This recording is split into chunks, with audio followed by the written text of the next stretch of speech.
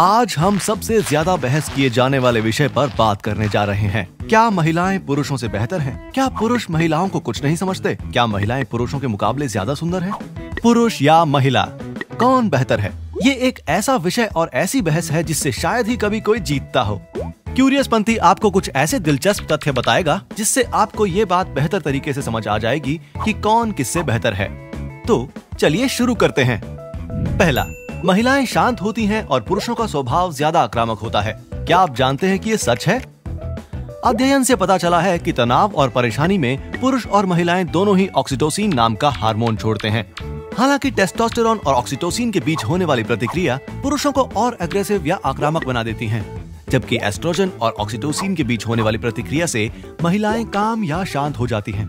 दूसरा, पुरुष सुनते ही नहीं जब औरतें चिल्लाती हैं। पुरुष बेमतलब के शोर और परेशान करने वाली आवाजों से दूर रहना चाहते हैं, क्योंकि जब बच्चा माँ के गर्भ में होता है उसके दिमाग के विकास के दौरान टेस्टोस्टेरोन सुनने वाली प्रणाली के फॉर्मेशन को प्रभावित करता है, जिससे उन्हें ज्यादा शोर और तीखी आवाजें पसंद नहीं आती।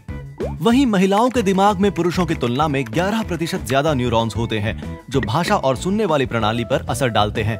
न केवल महिलाएं पुरुषों की तुलना में बेहतर सुन सकती हैं, बल्कि वे बच्चे के रोने जैसी भावनात्मक आवाजों को बेहतर तरीके से समझ सकती हैं, क्योंकि वो पोषणकर्ता के रूप में विकसित होती हैं। तीसरा, पुरुष और महिलाएं अलग तरह से देखते हैं। अध्ययन से पता चला है कि दोनों ही चीजों को अलग तरह से देखते हैं। पुरुषों का रेटिना मोटा होता है और मैग्नोसेल्युलर सेल्स यानी एम सेल्स ज्यादा और बड़े होते हैं, जो रेटिना के आसपास फैले होते हैं।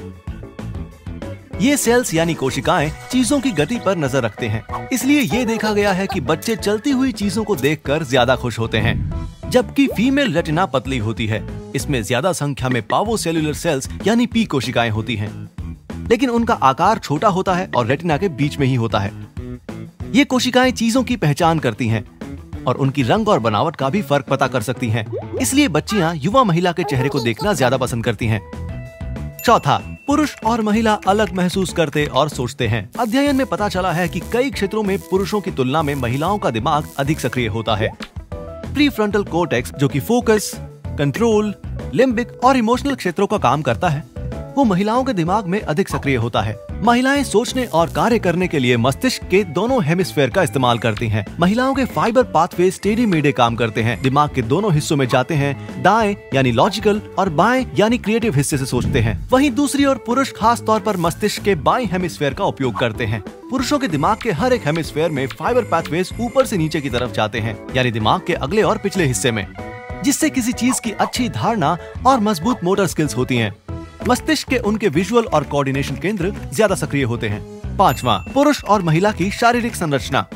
महिलाओं में ज्यादातर गायनॉइड फैट डिस्ट्रीब्यूशन होता है, यानी गायनॉइड वसा वितरण, जिसका मतलब है हिप, बटॉक्स और थाइज के आसपास ज्यादा वसा का जमा होना। इसे आमतौर पर नाशपाती के आकार का शरीर कहते हैं, जहाँ कूल्हे और नितंब कमर से बहुत बड़े होते हैं। ऐसा माना जाता है कि ये महिला प्रजनन हार्मोन जैसे एस्ट्रोजन द्वारा नियंत्रित होता है, क्योंकि ये फैट में इकट्ठा होता है और बच्चे के विकास के लिए पोषण देता है। हालांकि मेनोपॉज के बाद उनका शरीर उस एंड्रॉइड फैट डिस्ट्रीब्यूशन को अपना लेता है जो पुरुषों में पाया जाता है। पुरुषों में आमतौर पर फैट का एंड्रॉइड डिस्ट्रीब्यूशन यानी वसा का एंड्रॉइड वितरण होता है, जिसका मतलब है कि वसा ज्यादातर पेट के आसपास या ऊपरी शरीर के आसपास इकट्ठा होती है। इस तरह के शरीर के आकार को सेब के आकार की बॉडी कहते हैं, यानी कमर कूल्हों की तुलना में बहुत बड़ी होती है। एंड्रॉइड फैट स्टोरेज पुरुष के प्रजनन हार्मोन टेस्टोस्टेरोन द्वारा भी नियंत्रित होता है। हालांकि टेस्टोस्टेरोन के स्तर की वजह से फैट के इकट्ठा होने पर भी फर्क पड़ता है। पुरुष और महिला दोनों ही अलग प्राणी हैं। कौन बेहतर है, हम इस बारे में कुछ नहीं कह सकते, लेकिन हम आपकी राय भी जानना चाहते हैं। इसलिए नीचे दिए गए कमेंट सेक्शन में अपनी राय जरूर लिखें। दुनिया में सबसे अधिक इस्तेमाल और लोकप्रिय पेय पदार्थों में से दो हमारी जिंदगी का हिस्सा बन गए हैं। ज्यादातर लोग इन्हें सुबह पीना पसंद करते हैं, काम के दौरान या दोस्तों के साथ भी। चाय चीन और जापान में बहुत लोकप्रिय है और साथ ही यूनाइटेड किंगडम में भी। वहीं कॉफी अमेरिका के पेय पदार्थों में नंबर 1 पर है। हालांकि दोनों पेय पदार्थों के लगभग एक जैसे ही फायदे हैं, लेकिन ये बहस अक्सर चलती रहती है कि इन दोनों में से कौन सा ज्यादा सेहतमंद है।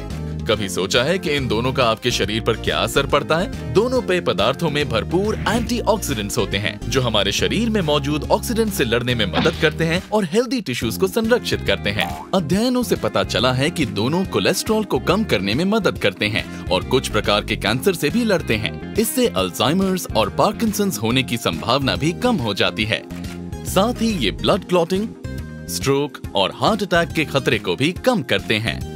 चाय और कॉफी दोनों में ज्यादा मात्रा में कैफीन होता है। कैफीन के प्रभाव अलग अलग फैक्टर्स पर निर्भर करते हैं, जैसे उसे बनाने की विधि और उसे पीने की मात्रा। हालांकि अध्ययनों से पता चला है कि कॉफी में काली चाय के मुकाबले दुगनी मात्रा में कैफीन पाया जाता है।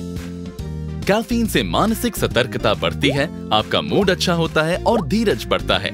इससे लेवल 2 डायबिटीज होने का खतरा भी कम होता है। भले ही कॉफी में कैफीन की मात्रा चाय के मुकाबले ज्यादा है, लेकिन दोनों से ही समान लाभ होते हैं। पर अगर दोनों का ही सेवन अधिक मात्रा में किया जाए तो नींद ना आना, हार्ट रेट का बढ़ जाना, बेचैनी और इसकी लत भी लग सकती है। कॉफी में मौजूद कैफीन से तुरंत एनर्जी लेवल्स बढ़ जाते हैं और थकान घट जाती है। क्योंकि ये डोपामीन के लेवल्स को बढ़ाती है, इससे हार्ट रेट भी बढ़ जाता है और इसकी लत लगने का खतरा भी। और इसीलिए कॉफी पीते ही हम एक्टिव महसूस करते हैं। दूसरी ओर चाय में कम मात्रा में कैफीन होता है, लेकिन इसमें लिथिनाइन की पाई जाने वाली ज्यादा मात्रा से नर्वस सिस्टम पर असर पड़ता है। इससे ब्रेन की अल्फा वेव्स बढ़ती हैं और उसी की वजह से आप थका हुआ महसूस किए बिना अपने ध्यान और सतर्कता को बनाए रख सकते हैं। तो लीजिए, अगर आपको तुरंत एनर्जी चाहिए तो आप कॉफी का सेवन कर सकते हैं, और वहीं अगर आप आराम से रिलैक्स करना चाहते हैं तो चाय का सेवन करें। कॉफी में कैफीन की वजह से आपका वजन भी कम हो सकता है, क्योंकि इसमें फैट बर्निंग प्रॉपर्टीज होती हैं जो फैट सेल्स को बढ़ने से रोकती हैं। वहीं चाय में मौजूद पॉलीफिनॉल्स वजन को कम करने में मदद करते हैं। हालांकि अगर आप चाय में क्रीम, चीनी या बाकी चीजें डालकर पीना चाहते हैं तो उससे इसकी कैलोरीज बढ़ जाती हैं और इसी से आपका सेहतमंद पेय पदार्थ एक डिजर्ट में बदल जाता है। लेकिन अब सवाल ये है, इन दोनों में से कौन सा ज्यादा सेहतमंद है? देखिए, सीधी सी बात ये है कि अगर किसी भी पेय पदार्थ की मात्रा ज्यादा होगी तो वो स्वास्थ्य के लिए हानिकारक है। तो इस बात को समझना जरूरी है कि आपके स्वाद और पसंद के हिसाब से आपका शरीर कितनी कैफीन झेल सकता है।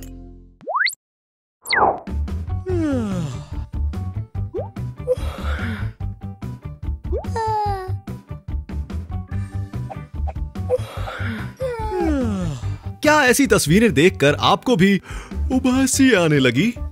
जम्हाई या उबासी लेने की प्रक्रिया को ऑसिटेशन कहते हैं। एक अध्ययन से पता चला है कि जम्हाई आपके दिमाग का प्राकृतिक एयर कंडीशनिंग सिस्टम है, जो आपके थके दिमाग और ज्यादा काम में व्यस्त ग्रे मैटर को ठंडा करने के लिए ठंडे रक्त को आपके दिमाग तक पहुंचाती है, ताकि आप अपना काम अच्छे से कर सकें। यहाँ तक कि उबासी के बारे में सोचने से भी आपको उबासी आ सकती है। सभी उबासी लेते हैं, यहाँ तक कि जानवर भी। आमतौर पर लोगों का ये मानना है कि जब नींद आती है तभी उबासी आती है, लेकिन ऐसा नहीं है।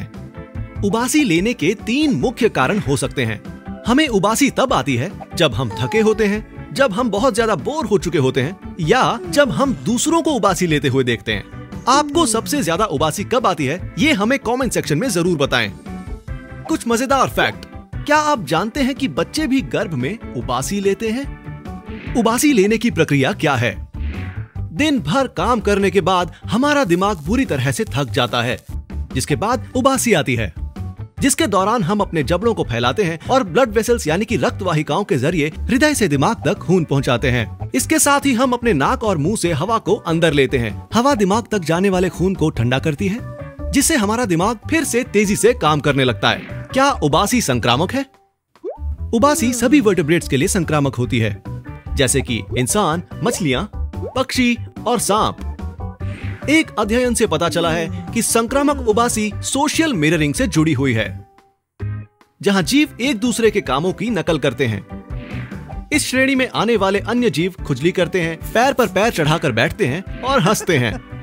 उबासी को कैसे रोक सकते हैं? पहला, गहरी सांसें लें।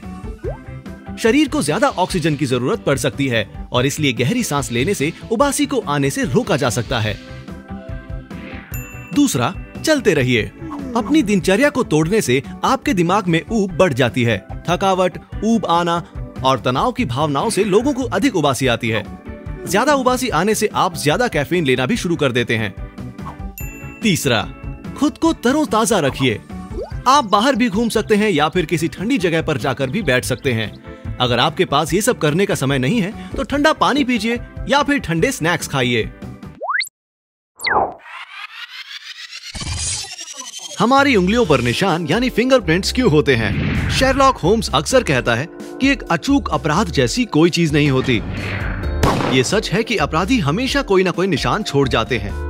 और आप सभी जो जासूसी फिल्में देखना पसंद करते हैं वो इस बात से सहमत होंगे कि अपराधियों का पता लगाने के लिए उंगलियों के निशान सबसे आसान तरीका है। लेकिन क्या आपने कभी सोचा है कि हमें फिंगरप्रिंट्स होते क्यों हैं? और हमारी जिंदगी में वो क्या भूमिका निभाते हैं? आज फिंगरप्रिंट्स को लेकर हम आपके सभी सवालों के जवाब देंगे। सबसे पहले ये जानते हैं कि आखिर फिंगरप्रिंट होता क्या है। एक फिंगरप्रिंट एक छाप या मार्क होता है जो इंसान की उंगली के ऊपर बना घर्षण का निशान होता है और ये उंगलियों की नोक पर छोटे छोटे घुमावदार पैटर्न में होता है। इनमें 3 प्रकार के फ्रिक्शन रिज पैटर्न्स होते हैं: गांठदार, घुमावदार और वृत्तखंड। फिंगरप्रिंट की पहचान करना यानी डैक्टिलोस्कोपी एक तरह की प्रक्रिया होती है जिसमें मुजरिम के रिज इंप्रेशन को उंगलियों, हथेलियों और उन पैरों की उंगलियों से मिलाकर देखा जाता है जो डेटाबेस में पहले से मौजूद होते हैं। और अब सवाल ये है कि इन फिंगरप्रिंट्स का मकसद क्या होता है और ये हमें क्यों होते हैं? वैसे वैज्ञानिकों ने इसका एक ये कारण दिया है कि उंगलियों पर बने ये निशान घर्षण द्वारा इंसान की पकड़ बनाने में मदद करते हैं। उन्हें लगता है कि हमारी उंगलियों के निशान से हमारे पूर्वजों को ऊबड़-खाबड़ सतहों पर चलने में मदद मिली होगी। उंगलियों के निशान का एक और उद्देश्य ये भी है कि ये स्पर्श की भावना और चीजों की पहचान करने में भी सहायक होते हैं। इन लकीरों के नीचे मैकेनो रिसेप्टर्स होते हैं। ये एक तरह के सेंसरी रिसेप्टर्स होते हैं जो तब काम करने शुरू हो जाते हैं जब इनसे कोई चीज टकराती है या फिर आप कोई सामान उठाते हैं, और साथ ही ये दिमाग को भी जरूरी जानकारी पहुंचाते हैं। लेकिन हर किसी के फिंगरप्रिंट्स अलग क्यों होते हैं? लोगों के फिंगरप्रिंट्स पैटर्न एक जैसे हो सकते हैं, लेकिन उसके बावजूद भी वो मेल नहीं खाते। यहां तक कि फिंगरप्रिंट्स डीएनए से भी ज्यादा खास होते हैं। उदाहरण के लिए जुड़वा बच्चों का डीएनए एक हो सकता है और कईयों का तो होता भी है, लेकिन उनके फिंगरप्रिंट्स हमेशा अलग होते हैं। वास्तव में आपकी उंगलियों के निशान तो आपकी अपनी उंगलियों के बीच भी भिन्न होते हैं। इसका मतलब है कि आपकी हर उंगली का प्रिंट अलग होता है। क्या आप अपने फिंगरप्रिंट्स को जला सकते हैं? वैसे इसका जवाब है हाँ। अगर उंगली पर गहरा कट लग जाए या जल जाए और उससे त्वचा की बाहरी चमड़ी को नुकसान पहुंचे तो आपके फिंगरप्रिंट्स हमेशा के लिए खराब हो सकते हैं। वैसे सच तो ये है कि उंगलियों के निशान या फिंगरप्रिंट्स का वास्तविक उद्देश्य कभी पता ही नहीं चल पाया, लेकिन हम इस बात से जरूर सहमत हैं कि लोगों की पहचान करने के लिए ये निश्चित रूप से महत्वपूर्ण और आवश्यक है।